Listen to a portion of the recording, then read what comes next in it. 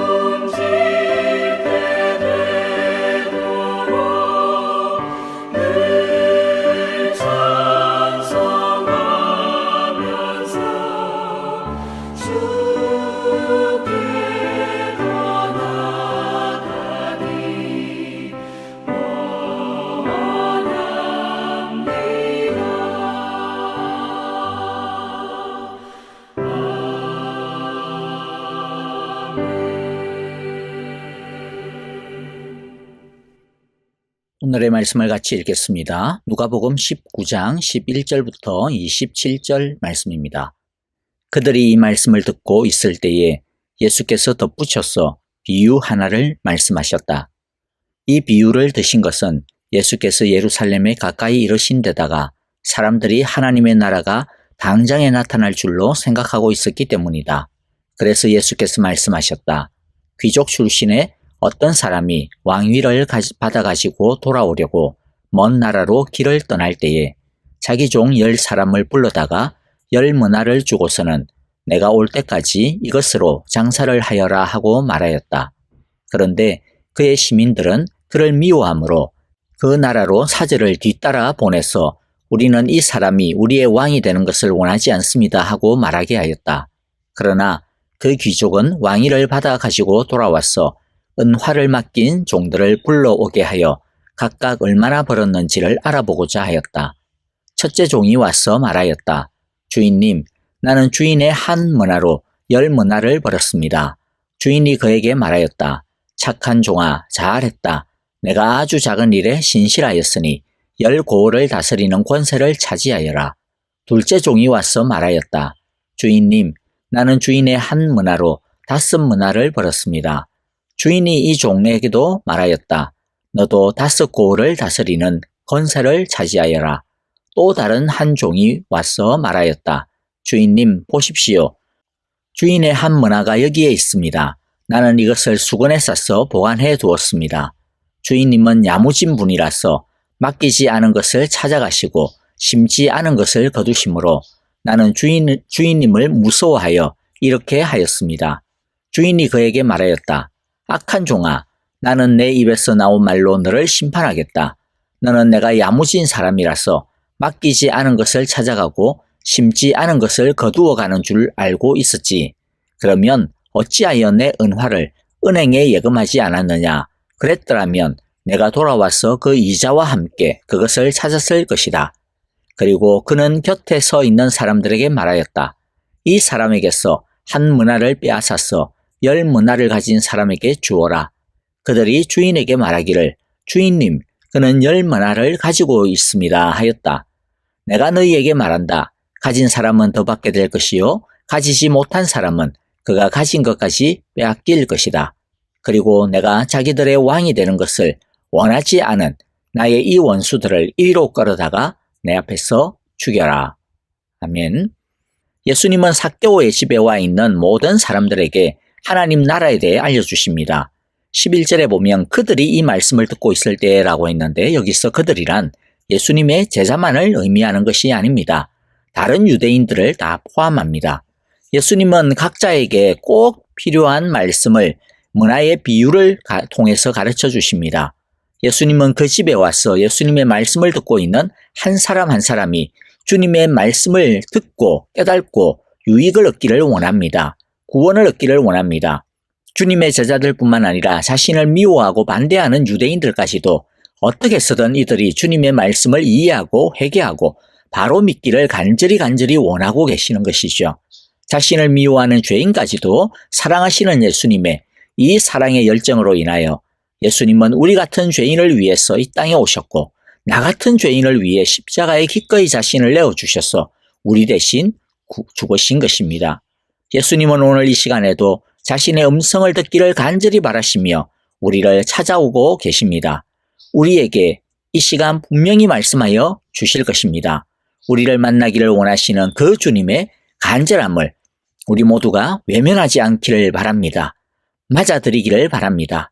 오늘 이 예배를 통하여 우리 각자에게 말씀하여 주시는 우리 주님의 사랑의 음성을 한 분도 빠지지 아니하고 다 들을 수 있게 되어지시기를 간절히 기도하고 소망합니다. 주님께서 문화의 비유를 말씀하여 주신 이유가 무엇입니까?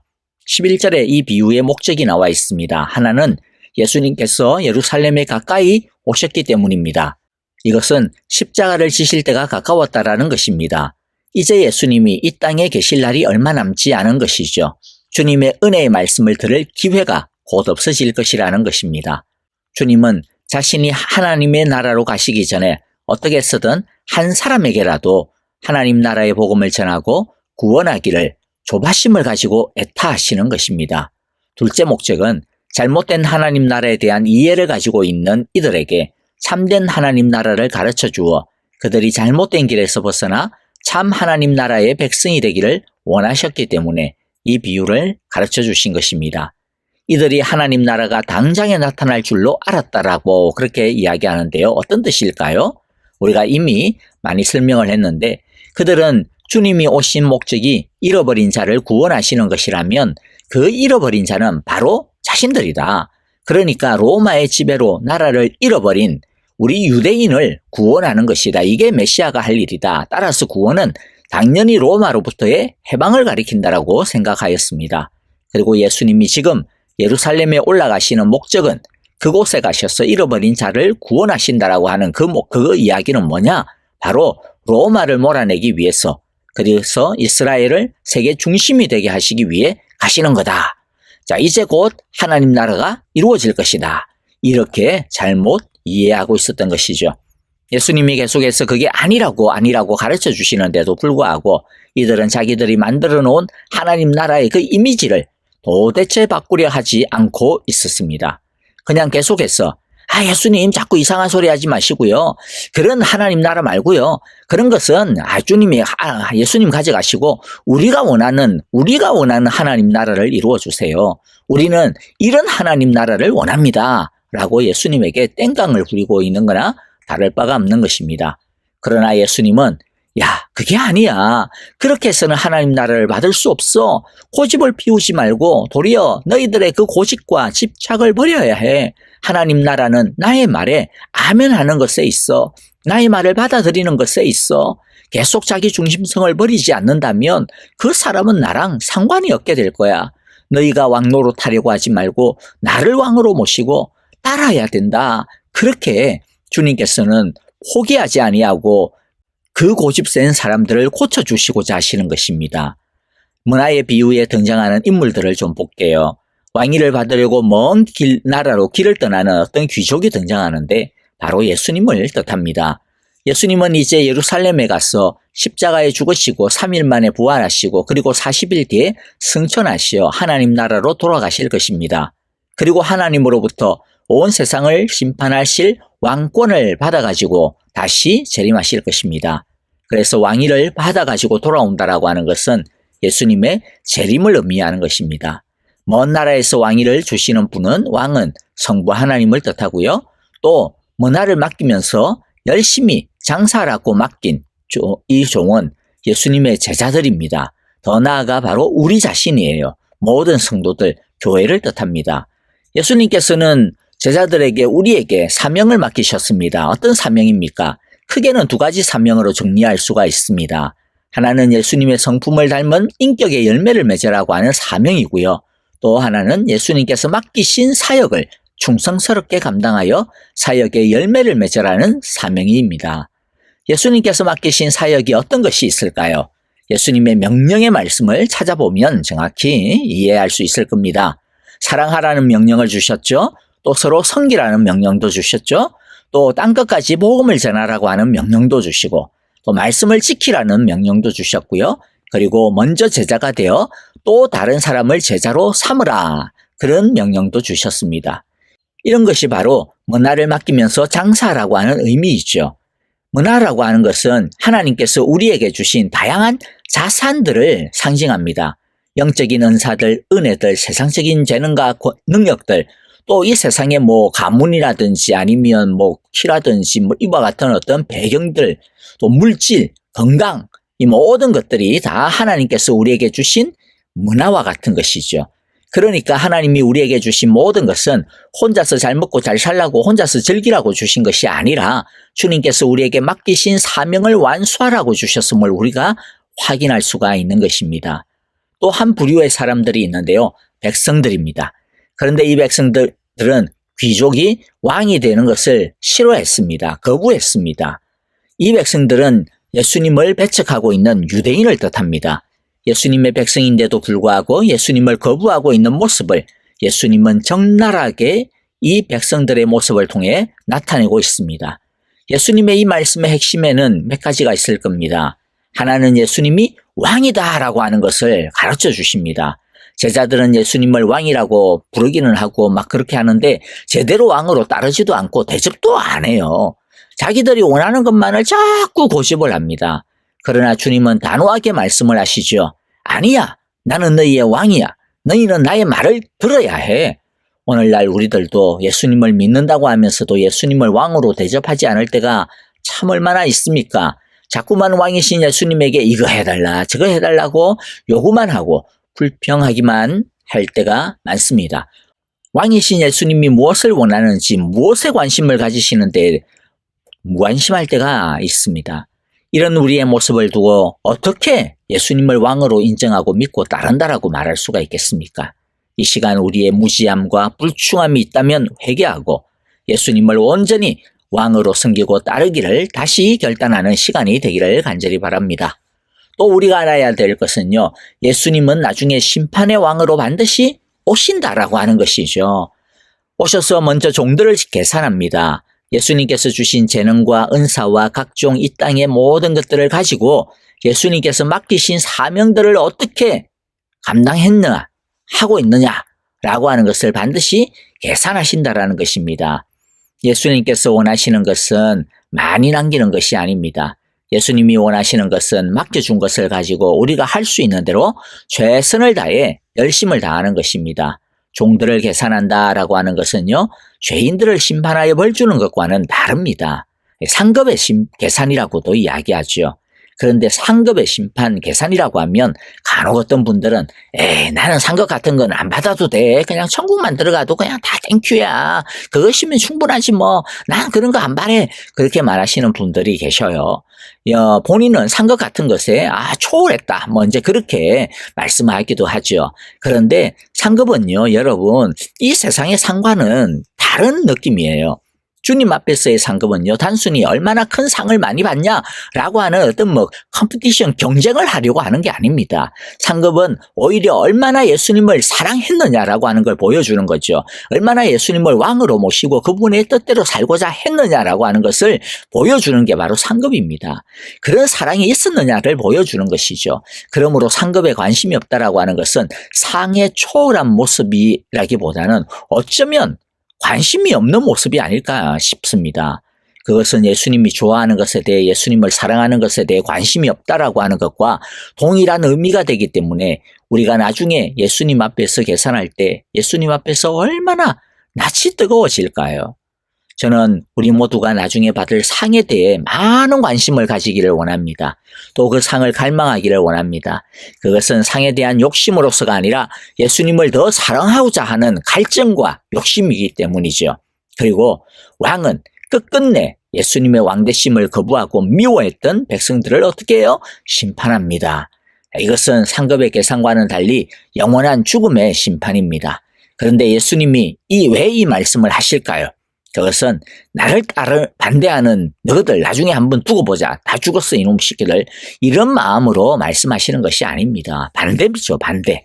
이렇게 나를 계속 방해하고 나를 미워하고 반대하면 진짜 너희들 안 돼. 큰일 나. 그래서 속히 그 못된 짓을 그만두고 예수님을 왕으로 맞이하라는 것입니다.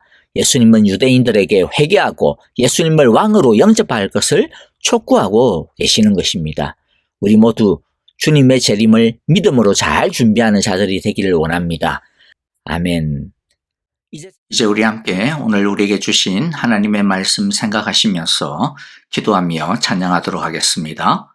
하나님께서 우리의 삶에 맡겨주신 모든 것으로 왕이신 주님을 기쁘게 해드리는 우리의 삶이 되기를 위하여 기도하고요. 다시 오실 주님을 고대하며 착하고 충성스러운 종으로 사명을 감당하는 우리 모두 될 수 있도록 주님의 신실하고 충성스러운 제자들이 될 수 있기를 우리 함께 기도합시다. 교회를 위하여 기도할 때 여러분 계속하여서 우리 도미니카 공화국 단기 선교팀과 사역을 위해서 그 준비를 위해서 기도해 주시기를 바랍니다. 또 우리 형제자매들을 위하여 기도합니다. 특별히 우리 아프신 성도님들 김정숙 권사님을 위하여 기도해 주시고요. 그리고 지수영 집사님 어제 수술하셨는데 수술 잘 되었고요. 너무 계속해서 기도해 주신 것 감사합니다. 계속하여서 앞으로 회복을 위하여 건강하고 바른 회복을 위하여서 그리고 또 완치됨을 위하여서 계속해서 힘을 다하여 기도해 주시기를 바랍니다. 그리고 많은 분들이 궁금하실 텐데요. 한국의 전정자 집사님 소식 조금 업데이트를 해드리겠습니다. 원래는 13일 날 수술을 했어야 됐는데요. 수술을 기다리고 있던 중 갑자기 의료진이 영상 판독 후 수술의 난이도가 있어서 2주 후로 수술을 미루겠다 그렇게 했습니다. 그래서 보다 더 큰 병원과 다시 한 번 더 진료를 받았고요. 그런데 수술보다는 좀 더 추적 관찰을 해보는 것이 낫겠다. 그런 다음에 수술을 하는 것이 리스크가 좀 덜할 것 같다라고 하는 소견이 있어서 당장 지금은 수술을 하고 있지 않고요. 또 다음 주 화요일 날 서울 알산병원에서 다시 한 번 더 세 번째 진료 소견을 듣고 결정을 하게 되어질 것 같습니다. 그런데 이렇게 갑작스럽게 여러 가지 상황들이 우왕좌왕하니까 전정자 집사님 마음이 얼마나 힘들었겠어요. 여러분들 위하여서 계속 기도해 주시고요. 또 앞으로 더 나은 선택이 되어질 수 있도록 또 하나님께서 더 좋은 길로 인도해 주시기를 여러분들 기도해 주시기를 바랍니다. 계속해서 다른 소식들 오면 알려드리도록 하겠습니다. 이제 우리 함께 찬양하며 기도하도록 하겠습니다.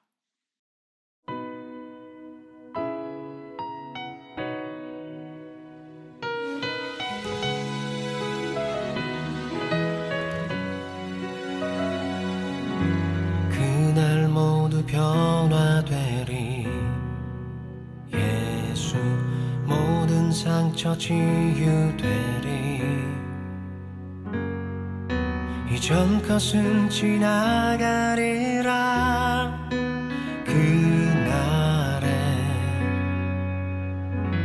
그날 모두 알게 되리 예수 모든 답을 얻게 되리 모든 걱정 사라지리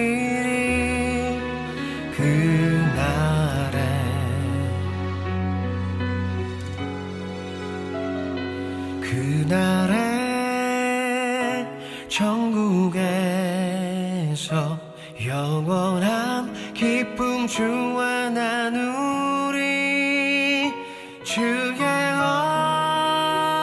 얼굴 뵐 때 승리의 노래 부르리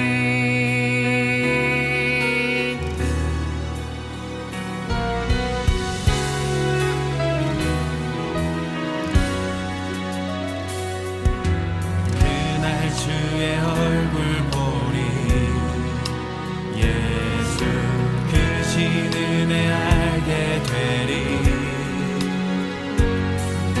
또 호련히 변화되리라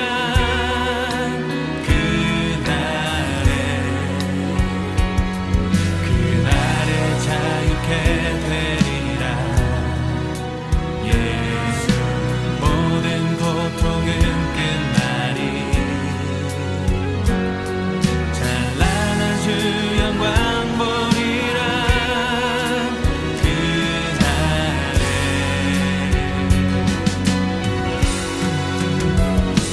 그날에 천국에서 영원한 기쁨 주와 나누리 주의 얼굴 뵐 때 승리의 노래 부르리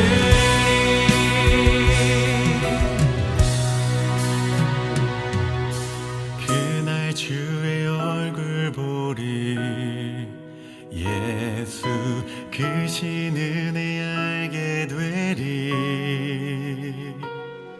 또